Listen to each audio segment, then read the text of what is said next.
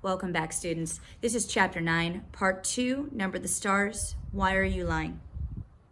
The gleaming wooden casket rested on supports in the center of the living room and was surrounded by the fragile, papery flowers that Anne-Marie and Ellen had picked that afternoon. Lighted candles stood in the holders on the table and cast a soft, flickering light. The hearse had gone, and the solemn-faced men who had carried the casket indoors had gone with it, after speaking quietly with Uncle Heinrich. Kirsty had gone to bed reluctantly, complaining that she wanted to stay up with the others and that she was grown up enough and that she had never before seen a dead person in a closed-up box, that it wasn't fair. But Mama had been firm, and finally Kirsty, skulking, had trudged upstairs with her dolls under one arm and the kitten under the other. Ellen was silent and had a sad expression. "I'm so sorry that your Aunt Bertie died," Anne-Marie heard her say to Mama, who smiled sadly and thanked her. Anne-Marie listened and said nothing. So now I, too, am lying, she thought, and to my very best friend. I could tell Ellen that it isn't true and that there is no great Aunt Bertie. I could take her aside and whisper the secret to her so that she wouldn't have to feel sad. But she didn't. She understood that she was protecting Ellen the way her mother had protected her, although she didn't understand what was happening or why the casket was there or who in truth was in it. She knew that it was better, safer for Ellen to believe in great Aunt Bertie, and so she said nothing.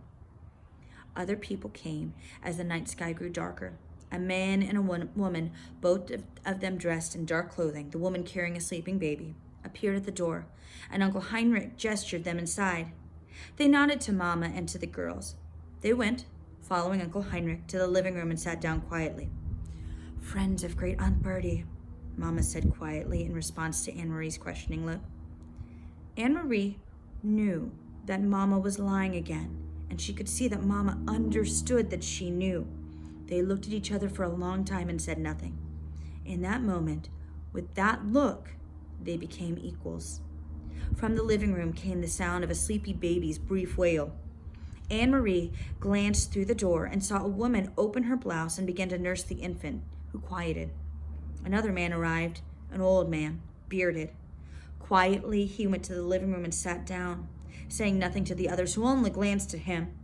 The young woman lifted her baby's blanket, covering its face in her own breast. The old man bent his head forward and closed his eyes, as if he were praying. His mouth moved silently, forming words that no one could hear. Anne-Marie stood in the doorway, watching the mourners as they sat in the candlelit room. Then she turned back to the kitchen and began to help Ellen and Mama as they prepared food. In Copenhagen, she remembered, when Lizzie died, friends had come to their apartment every evening, and all of them had brought food so that Mama wouldn't need to cook. Why hadn't these people brought food? Why didn't they talk? In Copenhagen, even though the talk was sad, people had spoken softly to one another or to Mama and Papa. They had talked about Lizzie remembering happier times. Thinking about it as she sliced cheese in the kitchen, Anne-Marie realized that these people had nothing to talk about. They couldn't speak of happier times with great Aunt Bertie, when there had never been a great Aunt Bertie at all. Uncle Heinrich came into the kitchen. He glanced at his watch and then at Mama. "It's getting late," he said. "I should go to the boat." He looked worried. He blew out the candles so that there would be no light at all and opened the door.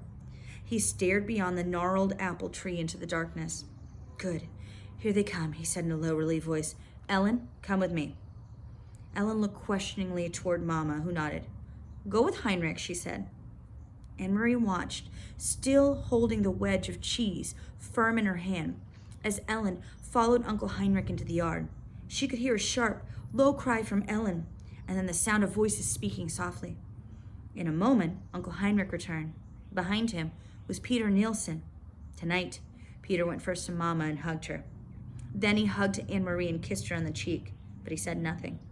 There was no playfulness to his affection tonight, just a sense of urgency, of worry.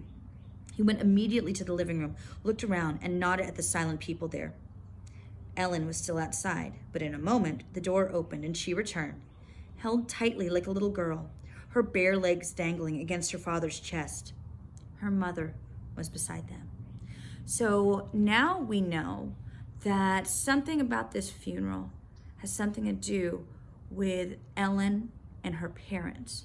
Before we read next time, who do you think the other mourners, the family with the baby or the old man who's quietly praying, what do you think they have to do with our story?